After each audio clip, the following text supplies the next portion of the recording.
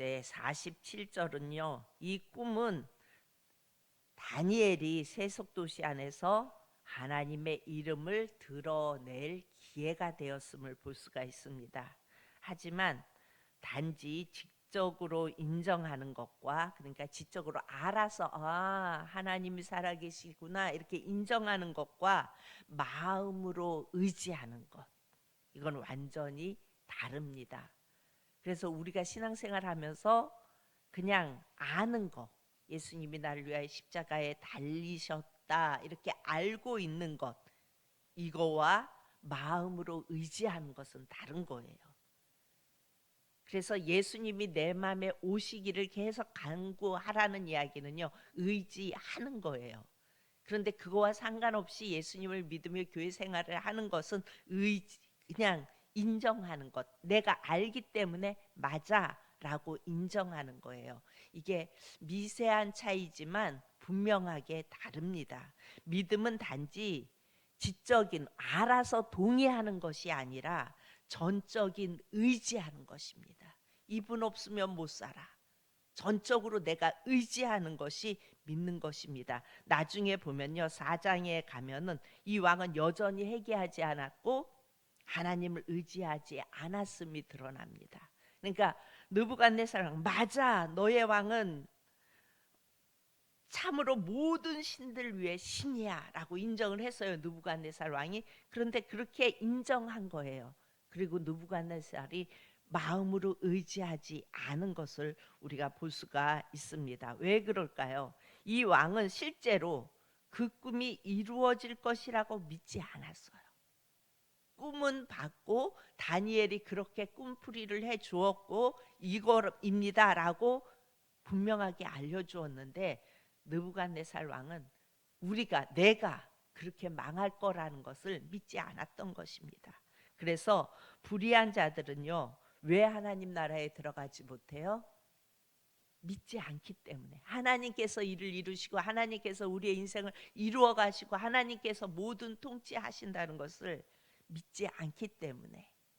머리로는 알아요, 예수님이 나를 위하여 이 땅에 오셨다는 거. 그런데 이렇게 머리로 그냥 지적으로 맞아라고 동의는 하지만 전적인 의지를 하지 않기 때문에 하나님 나라에 들어갈 수 없는 것입니다. 우리가 고린도전서 6장, 제가 드리질 못했네요. 고린도전서 6장을 우리가 한번 찾아봅니다. 고린도전서 6장 9절에서 11절. 고린도전서 6장 9절에서 11절까지 우리가 봅니다. 6장 9절.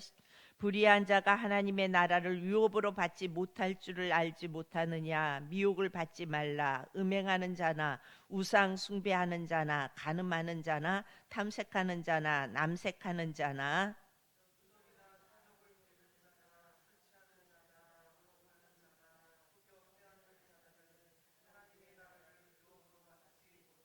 다 같이요. 너희 중에 이와 같은 자들이 있더니 주 예수 그리스도의 이름과 우리 하나님과 성령 안에서 씻음과 거룩함과 의롭다 하심을 받았느니라. 아멘. 여기서의 질문은 너희가 알지 못하느냐입니다. 이 질문은요, 알지 못하느냐, 너희가 알지 못하느냐, 이 질문은 너희들 가운데 알지 못하는 자가 많다는 것입니다. 여러분, 느부갓네살 왕도 아는 것처럼 하나님을 너희시는 신들 위에 뛰어난 신이라고 말했지만 그 하나님을 정확하게 알지 못했습니다. 그리고 일부 고린도 교회 성도들도 살아계신 하나님을, 예수님을 잘 알지 못했습니다. 사도 바울이 지금 이 말은 소위 믿는 사람들에게 하는 말이에요. 너희가 알지 못하느냐, 너희가 알지 못하느냐. 이것은 안 믿는 사람에게 한 것이 아니라 예수를 믿고 돌이킨 고린도 교인들에게 한 말입니다. 왜 고린도 교인들에게 이런 말을 합니까? 좀 이상하지 않습니까? 이들 가운데 불의한 사람이 있었다는 겁니다. 여기에서 불의하다는 말은요, 지적인 동의가 아니라 전적인 의지를 해야 하는데 그냥 지적인 동의만 하고 신앙생활을 하고 있는 사람들을 가리킵니다. 거듭나지 않은 채 교회 생활, 종교 생활 하고 있었던 것입니다. 그래서 9절에도 알지 못하느냐, 무슨 말이에요? 마귀에게 속지 말라는 겁니다.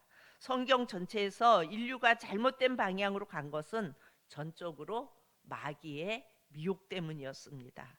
뱀, 마귀는 아주 간교합니다. 깨어있지 않으면 하나님 나라 상속받지 못하면서도 그냥 착각합니다.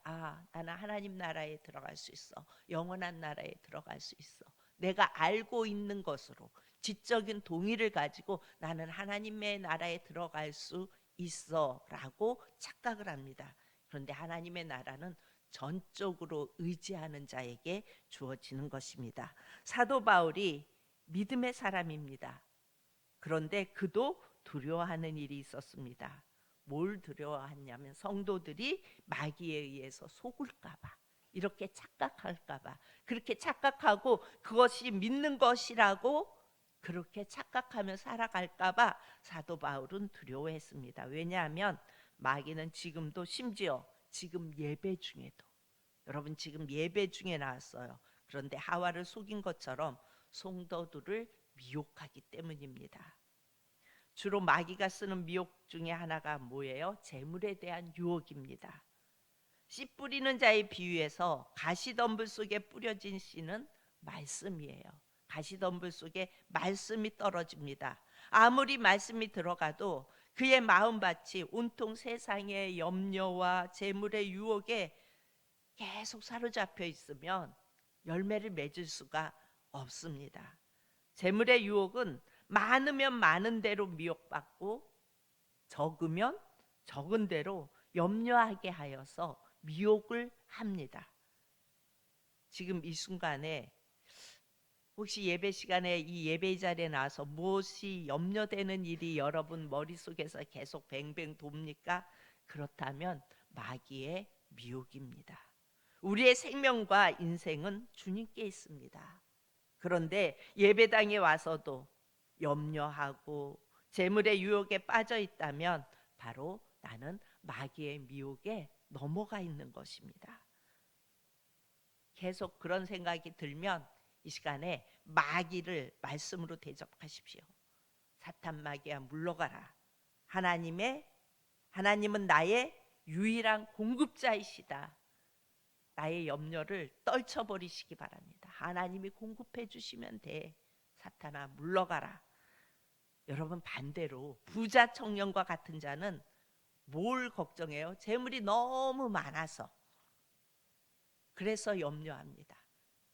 그게 문제예요. 재물이 많은 것이.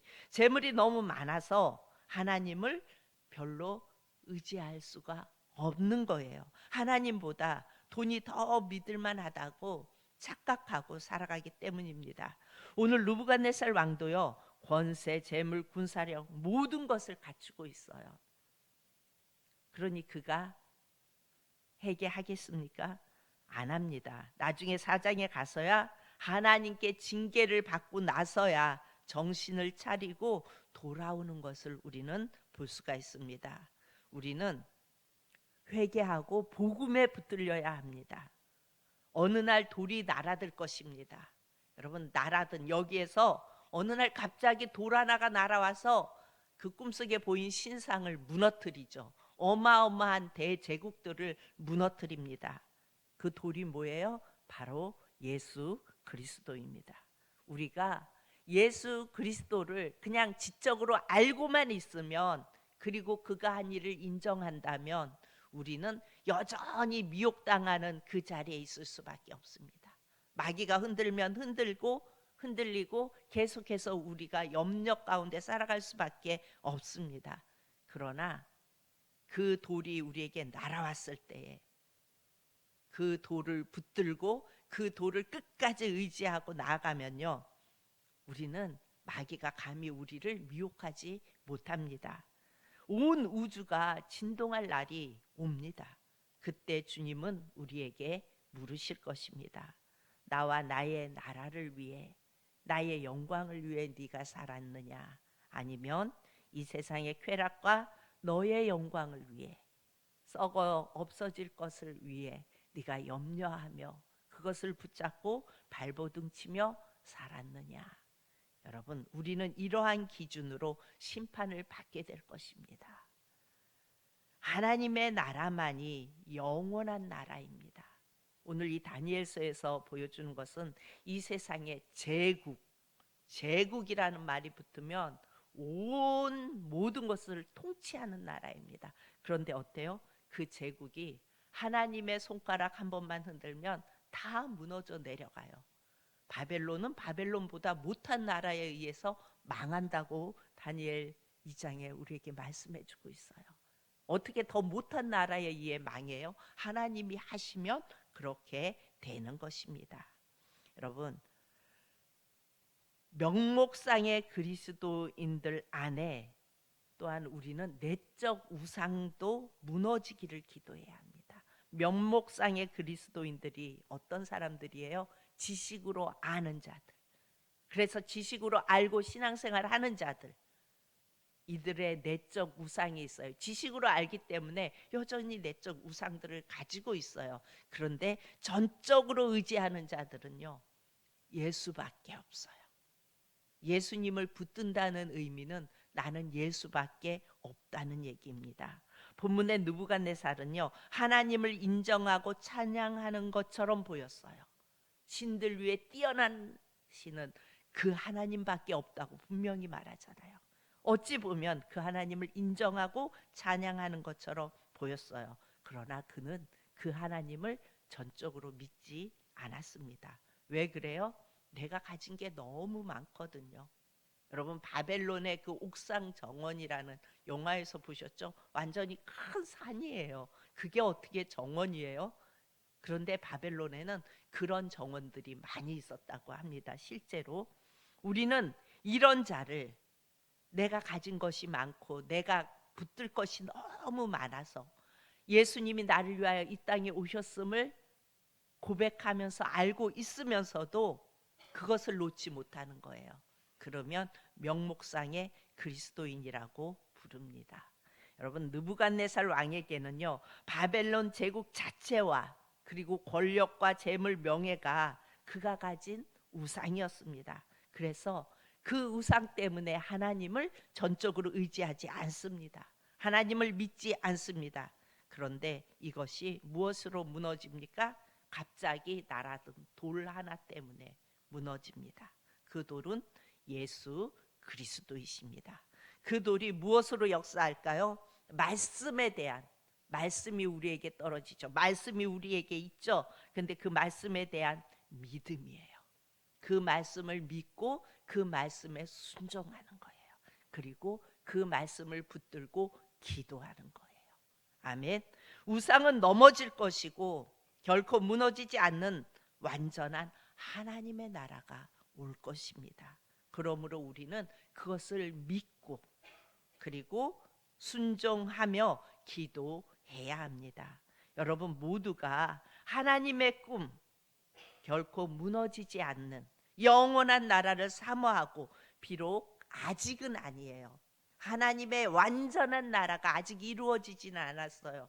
그러나 이미 하나님의 나라는 우리에게 임하여 있어요. 그래서 우리가 이미와 아직 사이에 우리가 살아가고 있어요. 그렇지만 아직은 아니에요. 완전한 나라는. 그러나 이미 임한 그 나라를 누리는 자들이 되시기를 축복합니다. 그래서 우리 사랑하는 성도님들은 그 사이에서, 이미와 아직의 사이에서 전적으로 예수님 붙들고 나아갈 때에 영원한 그 나라를 이 땅에서도 충분하게 누릴 수 있는 것입니다. 오늘도 그 은혜를 누리시며 살아갈 수 있는 저와 여러분이 되어질 수 있기를 축복합니다.